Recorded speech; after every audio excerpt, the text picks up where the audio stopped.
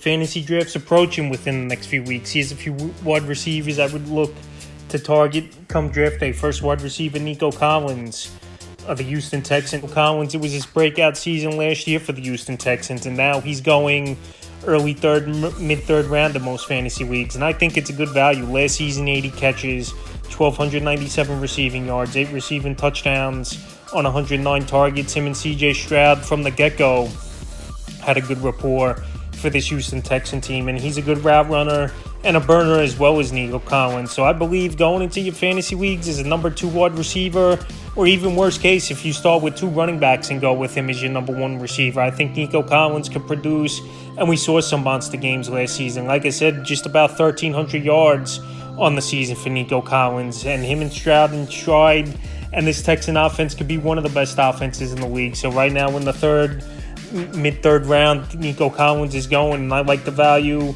and someone to target once again this season. Next wide receiver is his teammate Tank Dell of the Houston Texans. Tank Dell last season, impressive rookie year before he went down with injury, but he's ready to go, it looks like, coming into the season. I know Stephon Diggs got added to this receiver room, which also Nico Collins, like I mentioned, but I still believe Tank Dell is going at a good value. 5th, 6th round, even is at number 3 wide receiver. This Texan team is going to spread things out, and Tank Dell in the slot could be one of the better wide receivers in the league. And we've seen it with other wideouts. They don't got to be on the outside to have success in the slot. We've seen it a lot throughout the league, many seasons. So Tank Dell, he's an explosive youngster. Him and Stroud were on the same pace last season, and if he didn't get hurt, it would have been a 1,000-yard season, I believe, with Tank Dell. And Tank Dell in different formations and end around, so they're going to get creative once again, I believe, is Houston with Tank Dell. And this offense is lethal, in my opinion, with Nico Collins, Stephon Diggs, Tank Dell, Dalton Schultz, Stroud, and Mixon.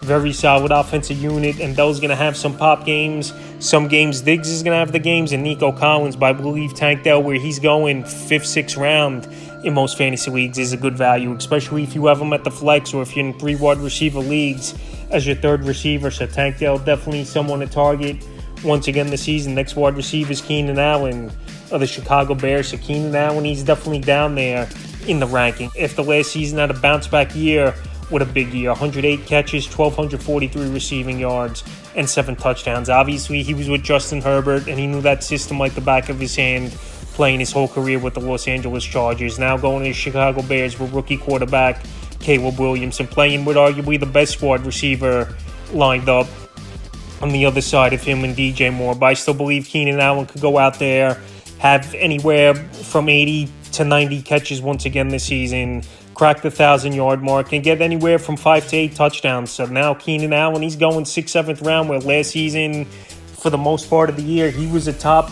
12, top 15 wide receiver in the league. Like I said, I know he's going to a new team, and he's the second option possibly as a wide receiver there behind DJ Moore. But I believe him and Moore, they're going to switch off. Some games Moore is going to get his, and some games Keenan Allen's going to get his. But the way the NFL is nowadays, we know obviously the last few years especially, it's been a pass-first league, and this bad team's built for a pass-first offense. I know DeAndre Swift's their running back, but he's a decent receiver out of the backfield as well. So right now, while Keenan Allen, who we know is a PPR machine as well, to get him 6th, 7th round as your number 3 receiver, a flex option, is very solid and definitely a wideout to target on draft day. Next receiver is Devonta Smith of the Philadelphia Eagles. So Devonta Smith, he's always that underrated type of wideout where this games, yes, he's going to be quiet, score 8-9 points.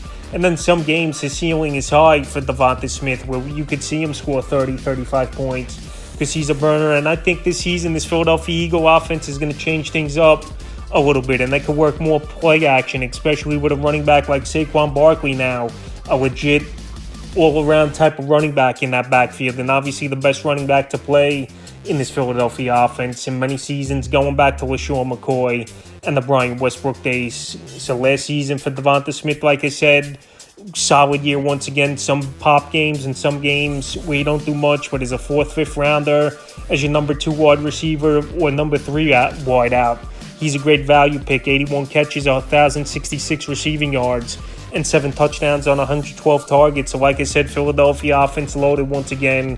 Hurts, Barkley, A.J. Brown, Devonta Smith, Dallas Goedert.